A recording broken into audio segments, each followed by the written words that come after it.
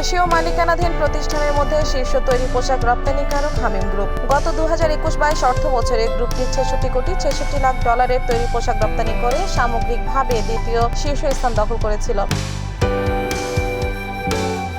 2 বছরের ব্যবধানে তাদের রপ্তানি কমেছে 12%। বিদায়ী অর্থ বছরে গ্রুপটি রপ্তানি করেছে 58,67 লাখ ডলারের তৈরি পোশাক। রপ্তানি কমলেও দ্বিতীয় শীর্ষস্থানে রয়েছে হামিম গ্রুপ। বিশ্বের 63 দেশে পোশাক রপ্তানি করে হামিম, তবে তাদের বড় বাজার যুক্তরাষ্ট্র। গত অর্থ বছর গ্রুপটি 43,60 লাখ ডলারের পোশাকে রপ্তানি করেছে যুক্তরাষ্ট্রে, যা তাদের মোট রপ্তানির 74%। তাদের প্রধান রপ্তানি পণ্য প্যান্ট।